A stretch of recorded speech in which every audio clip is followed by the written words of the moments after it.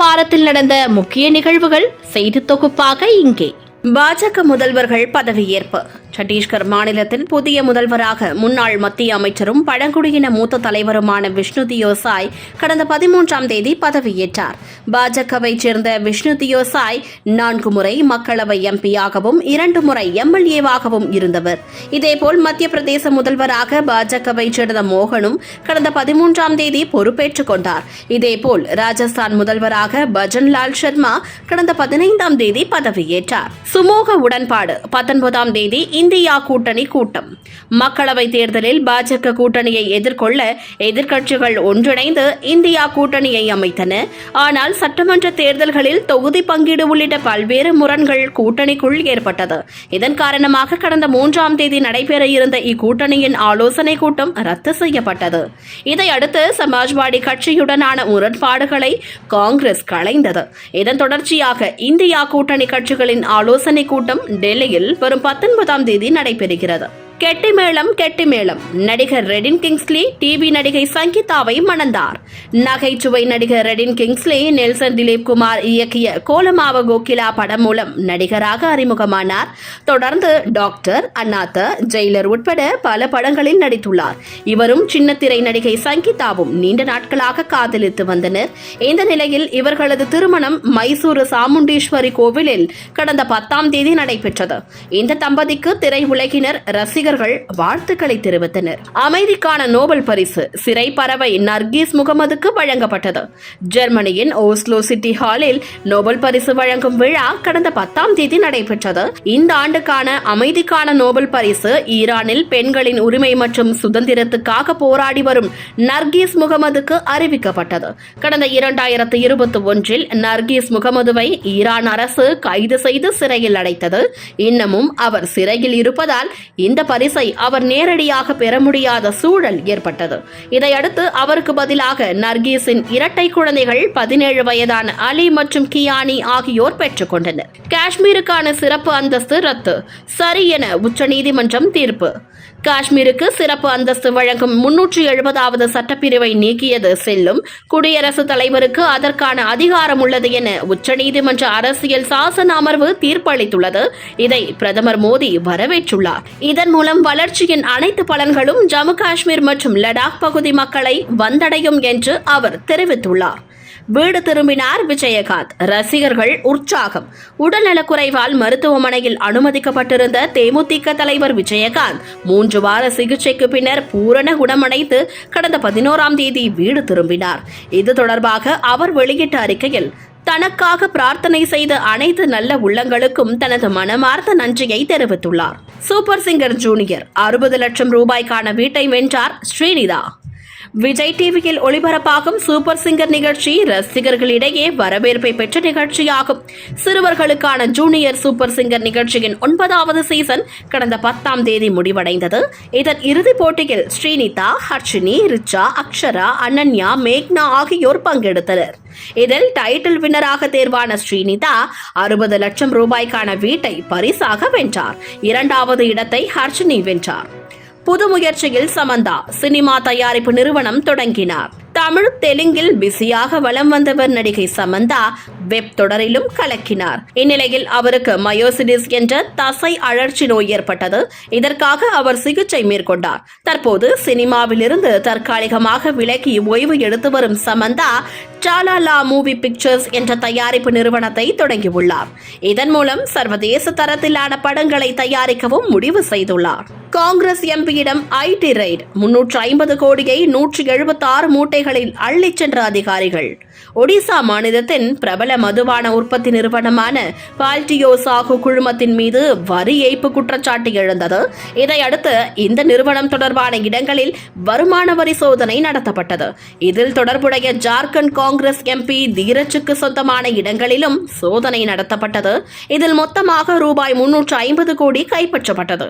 சோதனையின் போது கைப்பற்றப்பட்ட பணத்தை 176 மூட்டைகளில் அள்ளிச் சென்றனர் ஐடி அதிகாரிகள். சென்னை வெள்ள பாதிப்பு மத்திய குழு ஆய்வு. சென்னையில் வெள்ளம் பாதித்த இடங்களை மத்திய குழுவினர் கடந்த 12ஆம் தேதி பார்வையிட்டனர்.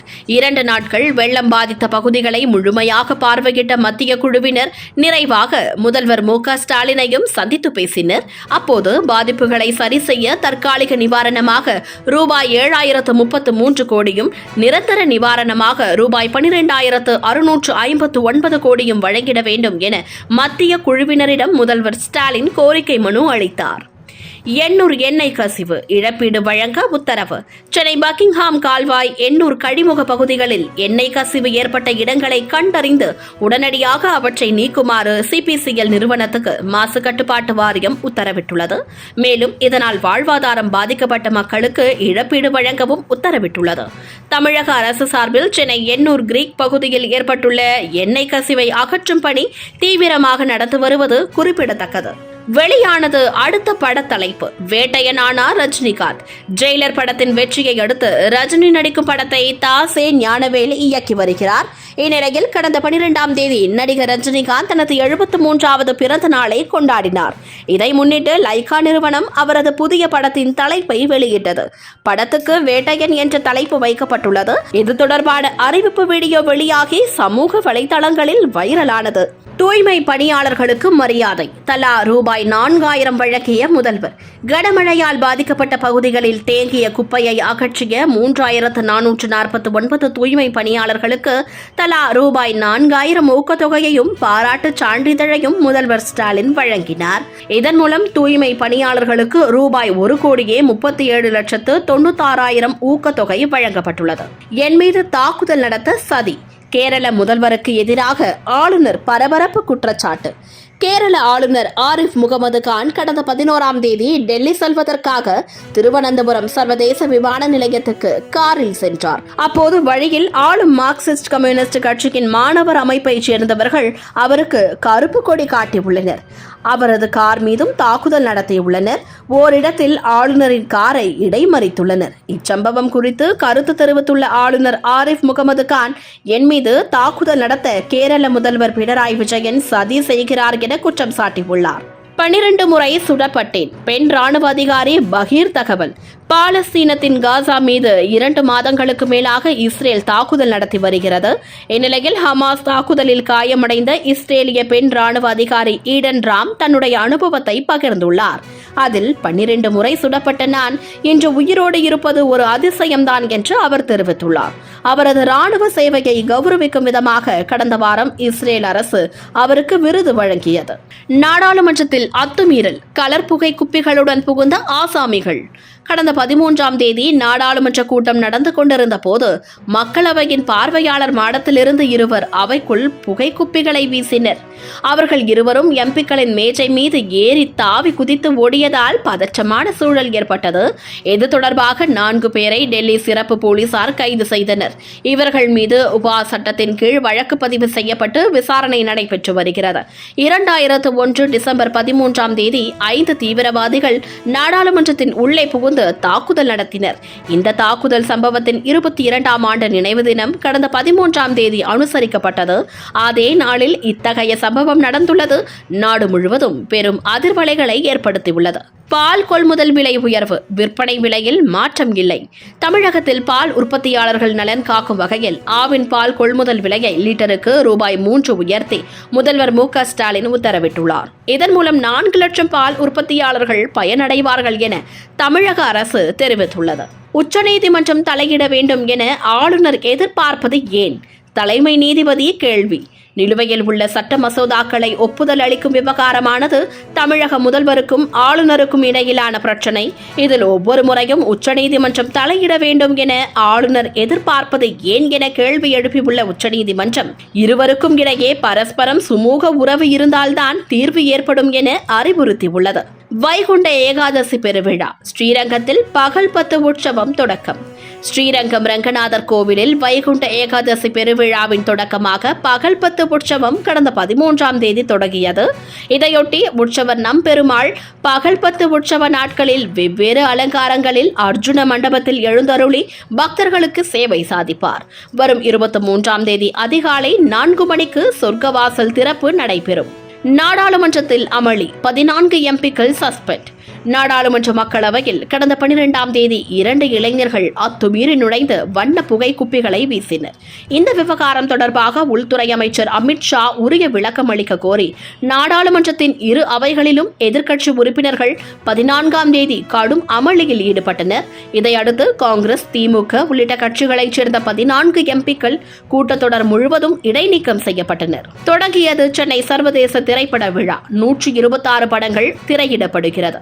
இண்டோ சினி அப்ரிசியேஷன் ஃபவுண்டேஷன் அமைப்பு தமிழக அரசின் ஆதரவுடன் நடத்தும் 21வது சென்னை சர்வதேச திரைப்பட விழா சென்னையில் கடந்த 14ஆம் தேதி தொடங்கியது.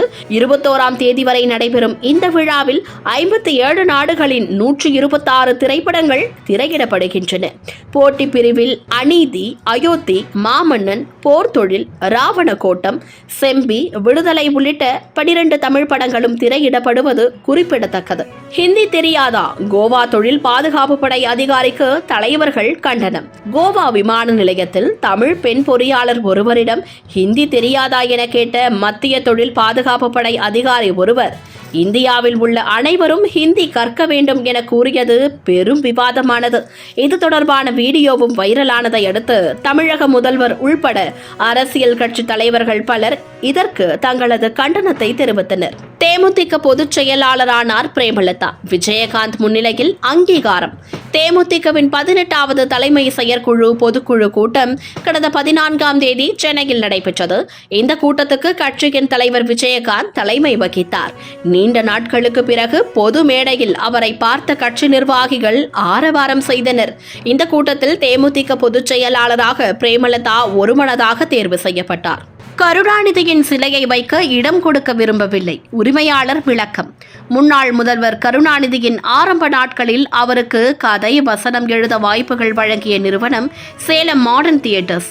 சேலத்தில் அந்த நிறுவனத்தின் ஸ்டுடியோ இருந்த இடத்தை தற்போது வர்மா கன்ஸ்ட்ரக்ஷன்ஸ் என்ற நிறுவனம் வைத்துள்ளது. இங்கு நினைவு வளைவுடன் கூடிய நுழைவு வாயிலும் அதன் உள்ளே 1345 சதுர அடி காலி இடமும் மட்டுமே உள்ளது. கடந்த பிப்ரவரியில் சேலம் சென்ற முதல்வர் ஸ்டாலின் இந்த நினைவு வளைவு அருகே நின்று செல்ஃபி எல்லாம் எடுத்து பகிர்ந்தார். இந்நிலையில் திடீரென இந்த இடம் நெடுஞ்சாலைத்துறைக்கு சொந்தமானது என பேனர் வைக்கப்பட்டது. இதுகுறித்து வர்மா கன்ஸ்ட்ரக்ஷன் நிறுவனத்தின் நிர்வாக இயக்குநர் விஜயவர்மன் கடந்த 14ஆம் தேதி செய்தியாளர்களை சந்தித்தார். அப்போது மாடர்ன் தியேட்டர் நுழைவு வாயில் இருக்கும் இடத்தை தர முடியுமா என முதல்வர் ஸ்டாலின் என்னிடம் கேட்டார். நான் அதற்கு மறுத்துவிட்ட நிலையில் இத்தகைய நடவடிக்கை எடுக்கப்பட்டுள்ளது என தெரிவித்தார். இது தொடர்பாக நீதிமன்றத்தில் வழக்கு தொடர்ந்துள்ளதாகவும் அவர் தெரிவித்தார். நாடாளுமன்றத்திற்குள் கலர் குப்பி வீசிய சம்பவம். பிரதமர் மோடி முக்கிய ஆலோசனை. நாடாளுமன்ற மக்களவையில் கடந்த 13ஆம் தேதி நடைபெற்ற அத்துமீறல் சம்பவம் தொடர்பாக மூத்த அமைச்சர்களுடன் பிரதமர் மோடி 14ஆம் தேதி தீவிர ஆலோசனை நடத்தினார். இந்த நிலையில் இந்த விவகாரத்தை அரசியலாக்க வேண்டாம் என நாடாளுமன்ற விவகாரத்துறை அமைச்சர் பிரகலாத் ஜோஷி கேட்டுக் கொண்டுள்ளார். MS தோனி வழக்கு. IPS அதிகாரிக்கு 15 நாட்கள் சிறை. 2013ஆம் ஆண்டு நடைபெற்ற IPL கிரிக்கெட் தொடரின் போது நடைபெற்ற சூதாட்டத்தில் தோனிக்கு பங்கு இருப்பதாக கூறப்பட்ட நிலையில் அது தொடர்பாக விசாரணை நடத்திய IPS அதிகாரி சம்பத்குமார் அறிக்கை வெளியிட்டார். இது தொடர்பாக தொலைக்காட்சி விவாதம் நடத்தப்பட்டது. தனது பெயருக்கு IPS அதிகாரி சம்பத்குமார் களங்கம் விளைவிப்பதாக கூறி ரூபாய் 100 கோடி மான நஷ்ட ஈடு கோரி கிரிக்கெட் வீரர் மகேந்திர சிங் தோனி 2014ஆம் ஆண்டு சென்னை உயர்நீதிமன்றத்தில் வழக்கு தொடர்ந்திருந்தார். இந்த வழக்கை நிராகரிக்க கோரி IPS அதிகாரி சம்பத்குமார் பதில் மனு தாக்கல் செய்தார். அதில் உச்சநீதிமன்றம், உயர்நீதிமன்ற உத்தரவுகளை அவமதிப்பது போல் உள்ளதாக கூறி தோனி நீதிமன்ற அவமதிப்பு வழக்கு தொடர்ந்தார். இந்த வழக்கை விசாரித்த நீதிமன்றம் IPS அதிகாரி சம்பத்குமாருக்கு 15 நாட்கள் சிறை தண்டனை விதித்து உத்தரவிட்டுள்ளது. வழக்கறிஞர்கள் சங்க தேர்தல். தலைவராக G. மோகனகிருஷ்ணன் தேர்வு. 7 ஆண்டுகளுக்கு பிறகு சென்னை உயர்நீதிமன்ற வழக்கறிஞர்கள் தேர்தல் கடந்த 15ஆம் தேதி நடைபெற்றது. வழக்கறிஞர் சங்கத்தில் பதிவு செய்துள்ள வழக்கறிஞர்களில் வாக்களிக்க தகுதியான 4752 வழக்கறிஞர்கள் பட்டியல் தயாரிக்கப்பட்டு வாக்குப்பதிவு நடத்தப்பட்டது. இதனைத் தொடர்ந்து தலைவர் மற்றும் செயலாளர் பதவிக்கான வாக்கு எண்ணிக்கை நடைபெற்றது. இதில் 1301 வாக்குகள் பெற்று சங்கத்தின் தலைவராக ஜி மோகனகிருஷ்ணன் தேர்ந்தெடுக்கப்பட்டார். கடந்த 7 ஆண்டுகளுக்கு முன்பு நடைபெற்ற தேர்தலிலும் ஜி மோகனகிருஷ்ணன் தலைவராக வெற்றி பெற்றிருந்தது குறிப்பிடத்தக்கது. கோடநாடு வழக்கு எடப்பாடி பழனிசாமி நேரில் ஆஜராக நீதிபதிகள் அறிவுறுத்தல். கோடநாடு கொலை மற்றும் கொள்ளை வழக்கில் தன்னை தொடர்புபடுத்தி பேசிய பத்திரிகையாளர் மேத்யூ சாமுவேல் மற்றும் அந்த வழக்கில் குற்றம் சாட்டப்பட்ட சயான் மற்றும் வாளையார் மனோஜ் ஆகியோர் மீது ரூபாய் 1.10 கோடி மான நஷ்ட ஈடு கோரி அதிமுக பொதுச் செயலாளர் எடப்பாடி பழனிசாமி சென்னை உயர்நீதிமன்றத்தில் அவதூறு வழக்கு தொடர்ந்திருந்தார். இந்த வழக்கில் தான் முதல்வராக பதவி வகித்தவர் என்று கூறிய எடப்பாடி பழனிசாமி பாதுகாப்பு ஏற்பாடுகளை காரணம் காட்டி நேரில் ஆஜராகாமல் தவிர்த்தார். இதையடுத்து சென்னை உயர்நீதிமன்றத்தில் சிறப்பான பாதுகாப்பு ஏற்பாடுகள் உள்ளதால் பழனிசாமி நேரில் ஆஜராகி சாட்சியம் அளிக்க நீதிமன்றம் அறிவுறுத்தியுள்ளது. லஞ்ச ஒழிப்புத்துறைக்கு அதிகாரம் உண்டு. சென்னை உயர்நீதிமன்றம். அமலாக்கத்துறை அதிகாரி அங்கித் திவாரி வழக்கை லஞ்ச ஒழிப்பு போலீசார் விசாரித்தால் நியாயம் கிடைக்காது. எனவே இந்த வழக்கை சிபிஐக்கு மாற்ற வேண்டும். அதுவரை லஞ்ச ஒழிப்பு போலீஸ் விசாரணைக்கு தடை விதிக்க வேண்டும். லஞ்ச ஒழிப்புத்துறையினர் மீது நடவடிக்கை எடுக்க உத்தரவிட வேண்டும் என சென்னை உயர்நீதிமன்றத்தில் வழக்கு தொடரப்பட்டது. இதனை விசாரித்த நீதிமன்றம் லஞ்சம் வாங்கும் அமலாக்கத்துறை அதிகாரியை கைது செய்யவும் விசாரணை நடத்தவும் லஞ்ச ஒழிப்புத்துறைக்கு முழு அதிகாரம் உண்டு என கூறி உத்தரவிட்டுள்ளது. சிறுமி பாலியல் வன்கொடுமை. பாஜக எம்எல்ஏவுக்கு 25 ஆண்டுகள் சிறை தண்டனை. உத்தரப்பிரதேச மாநிலம் சன்பத்ரா மாவட்டத்தில் உள்ள துக்கி சட்டப்பேரவை தொகுதியிலிருந்து எம்எல்ஏவாக தேர்வு செய்யப்பட்டவர் பாஜகவை சேர்ந்த ராம்துலார் கோட். கடந்த 2014ஆம் ஆண்டு அப்பகுதியைச் சேர்ந்த சிறுமியை பாலியல் வன்கொடுமை செய்ததாக இவர் மீது வழக்கு பதிவு செய்யப்பட்டது. இது தொடர்பான வழக்கு விசாரணை முடிவடைந்த நிலையில் அவர் குற்றவாளி என நீதிமன்றம் அறிவித்தது. மேலும் ராம்துலாருக்கு 25 ஆண்டுகள் சிறை தண்டனையும் ரூபாய் 10 லட்சம் அபராதமும் விதித்து நீதிமன்றம் தீர்ப்பு வழங்கியது. மஹுவா வழக்கு ஜனவரி 3ஆம் தேதி விசாரணை. பணம் பெற்றுக்கொண்டு நாடாளுமன்றத்தில் கேள்வி எழுப்பியதாக கூறப்பட்ட குற்றச்சாட்டில் டிசம்பர் 8ஆம் தேதி மஹுவா மொய்த்ராவின் எம்பி பதவி அதிகாரப்பூர்வமாக பறிக்கப்பட்டது. இதையடுத்து எம்பி பதவியிலிருந்து தான் நீக்கப்பட்டதற்கு எதிராக மஹுவா மொய்த்ரா கடந்த 11ஆம் தேதி உச்சநீதிமன்றத்தில் மனு தாக்கல் செய்திருந்தார். இது தொடர்பான விசாரணை நடைபெற்ற நிலையில் வழக்கின் விசாரணையை ஜனவரி 3ஆம் தேதிக்கு உச்சநீதிமன்றம் ஒத்திவைத்துள்ளது. மதுரா மசூதி கள ஆய்வு தடை விதிக்க உச்சநீதிமன்றம் மறுப்பு. உத்தரப்பிரதேச மதுராவில் கிருஷ்ண ஜென்ம பூமி கோவில் இருக்கும் இடத்தில் இதற்கு முன்பிருந்த கோவிலை இடித்து ஒரு பகுதி நிலத்தில் முகலாய மன்னர் அவுரங்கசீப் ஷாயி ஈத்கா மசூதியை கட்டியதாக புகார் எழுந்தது. இந்த நிலம் தொடர்பாக அலகாபாத் உயர் நீதிமன்றத்தில் வழக்கு தொடரப்பட்டது. இதனை விசாரித்த நீதிமன்றம் மதுரா மசூதியில் தொல்லியல் துறை கள ஆய்வு நடத்த உத்தரவிட்டுள்ளார். இதற்கு எதிராக இஸ்லாமிய தரப்பினர் உச்சநீதிமன்றத்தில் மனு தாக்கல் செய்தனர். கள ஆய்வுக்கான உத்தரவுக்கு உடனடியாக தடை விதிக்க உச்சநீதிமன்றம் மறுத்ததோடு ஜனவரி 9இல் விசாரணை நடத்த உத்தரவிட்டுள்ளது. சென்னை உட்பட 4 மாவட்டங்களில் வெள்ள நிவாரணம் ரூபாய் 6000 முதல்வர் நாளை வழங்கி துவங்கி வைக்கிறார். மெக்சாம் புயல், கனமழை, வெள்ளத்தால் சென்னை, திருவள்ளூர், செங்கல்பட்டு, காஞ்சிபுரம் ஆகிய 4 மாவட்டங்கள் கடுமையாக பாதிக்கப்பட்டுள்ளன.